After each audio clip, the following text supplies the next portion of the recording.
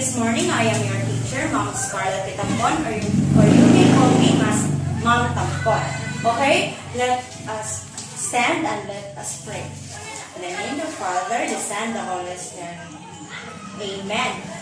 Okay, before you're back in your seat, please pick a piece of paper under your chair and throw in the trash can. Okay? How's your day, class? Very good to hear. So, let's check the attendance first. So, if you're here today, please say present or raise your hand. Okay?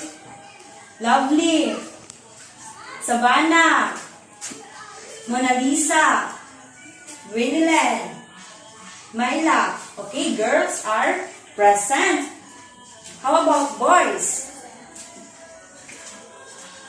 Billiamore. Marky. Benson. Junelle. Irvin.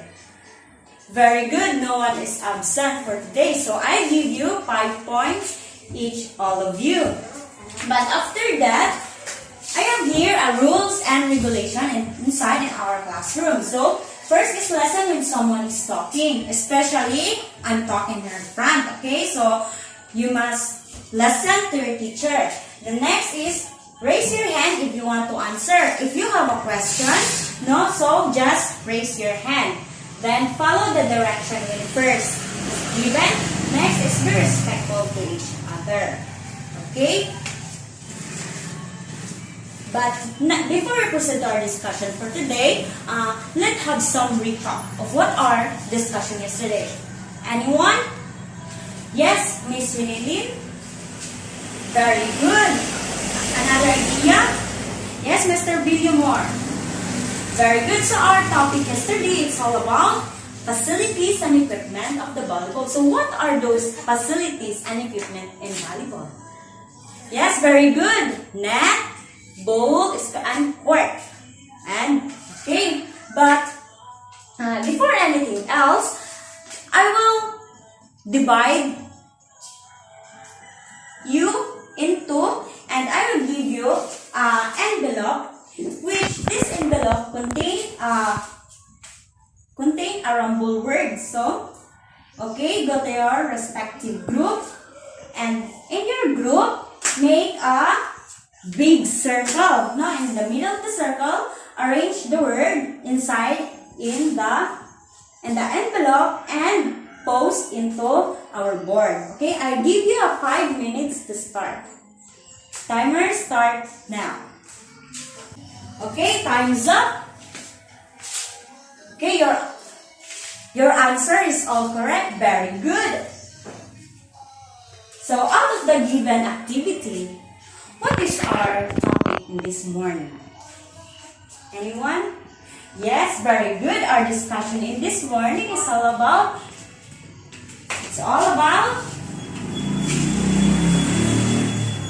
participants in volleyball.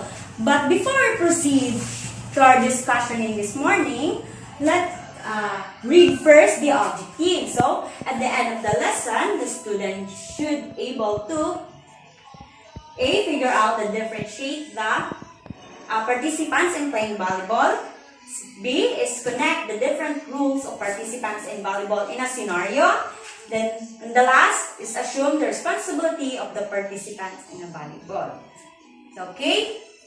So, our topic for today is all about participants of volleyball. So, Miss Mona Lisa, what do you mean? Participants in volleyball. What do you mean about participants in volleyball? Okay, very good. Participants in volleyball is a 6 position, which is those 6 positions have a different and unique rules in the court. And what are those rules and of the participants of volleyball? Yes. Okay, very good. So, one of the participants of the volleyball is the sitter. Yes, Mr. Billiamore, please can you read what is sitter? Okay, very good. Thank you. The main contributor contributor of is to defend the volleyball team, and one of the required of the sitter is having a dedicated touch to set perfectly for one of the attacking players. Then communication is extremely important for the sitter, no? So as can you observe playing volleyball, no, sa barangay, especially naman yun yung mga dula, ang sitter sa inyong mabantayan, di ba, is they are very good in communication to the hitter, because kabante mo na nga set is muna siya mo entry ang atong sitter, no, na siya kanang they are defensive, no, of the among of their teams. And next is one of rules of participants in volleyball is hitter, no? Hitter is also called spiker, an offensive player who tried to hit the ball to end the play and ultimately earn a points for their team. And to be successful outside hitter, you must be able to jump high and be quick on your feet and read adapt the different situation. So, hitter is called as a spiker. Kung sa tuwa pa in Bisaya, no, is muoy mo hapa. No, and also, as a hitter, you need to jump high. Kailangan mo taas ka in order for you to defend the attack of your against team sa inyong kakontra, di ba? So, need din nyo siya i-against, no? And also, the rule is to support the blocking of the opponent shot from where the ball across the net. So, they are also support no sa kung kinsa to yung block. In your team, di ba, na-blocking sa team, na-block, which is blocking is one of the rules, no? So, ato na siyang matakot o niya, no? So, the hitter, no, it's very important also, okay? Ang hitter, manggod, is usually, ang hitter is napod siya sa left and napod siya sa right na hitter.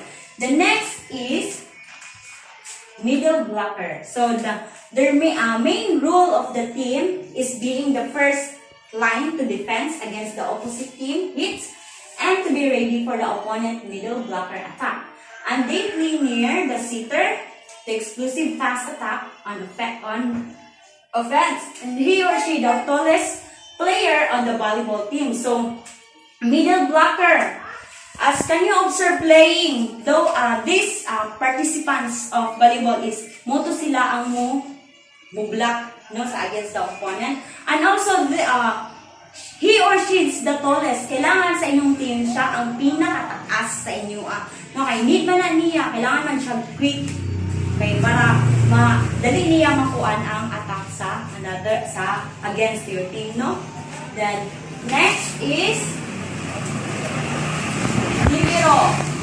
So, this is the type of defensive specialist who only play in the back row and who cannot block or attack the ball when is above the height of the net. So, ang libero's DI is di ba 6 na sila. So, 3 sa unahan and 3 sa front, then 3 sa back row. So those in the back row those are liberos. No, so they cannot block, no, or they cannot hit.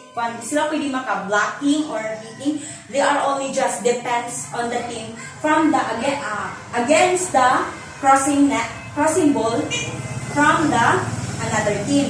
No, and then also this position focus. Yes, as I can say is ang libero position is more on focus on defensive, no, defense siya mo'y first touch into the solid pass of the sitter. So siya mo'y kinaunhan maghawid sa bola during the first hit, during the crossing the ball into the from the other team. And the last is defensive specialist. So it is come in the replace a player who may not have a right skill for the back row. No, so ang defensive specialist DI is one of the position or roles of the participants of the volleyball, which is pagkatutunan na sa back row is they are dili siya kung sa ilang skills, no, they are the one who mo puli, no, like pwede mo kuha sa bola. So this is the another spot that all play about playing defensive. So as pariha sa libero, they are focusing on defense their team, no. That specialist can technically stay and play in the front of the row instead. So ang kuan as ato siyang i-connect, no, as we connect this all participants in volleyball is when sitter is ready, pag maka-sitter na ka or maka-set na ka, sumusunod ang atong hitter. So our spiker. And then spiking the ball and go through, maapunta na siya sa laing team. Also, when ang bola is ma-receive na siya sa, or nakuha na siya sa your opponent, enemy, or sa inyong kadula, is kailangan na siya i-block. So, diyan ang sulod si middle blocker. And also, libero and special defense is, those are participants which is they are focusing on defense in your team. Okay? So, nakuha na ba? And especially, don't forget the difference between libero and special defense. Okay, ang libero is, ang special defense is a participants which is they can play around in a court. So, okay kaayo ang special defense kung asa siya mapunta, no? Kung asa siya mapunta, any spot of the court, okay kayo siya. While ang libero is, they are sub after the rotation of the back row, no, sa back row. So that is the difference between libero and special defense. Okay? Okay, so now let's have some let's values activities. So I will group you into 3, and then group you into 3 to play volleyball, and you need to assume that you are one of the participants of the volleyball. So each of you have a role, no, as a sitter, as a blocker, as a hitter, or libero, or defensive, especially. So I will give you 10, I guess 10 minutes, and then after that we have 25 minutes to play. Okay? Timer starts now. Okay, very good. Please give us a round of applause. No, very good kayo. You kamusta na no, is napansin ninyo ang mga rules sa participants of the volleyball. So the thing is that this defensive specialist, libero is not as Ivan said, they are focusing on the defense of their team. But there are the difference between of them. Okay, so class, let's have some test. So please get 1/2 sheet of paper and study in 5 minutes before I posted the quiz. Okay?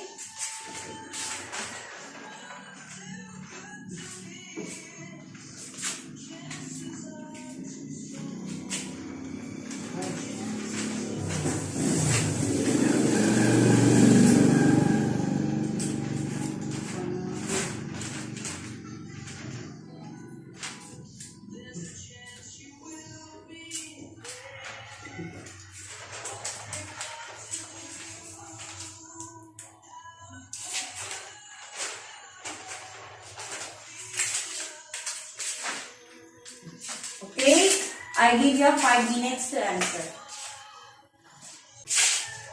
Okay, pass your paper in a count of 5. 1, 2, 3, 4, 5. Very good. Ball pens up. Okay. That is our end of our discussion in this morning. But, please, we have an assignment. We have an assignment.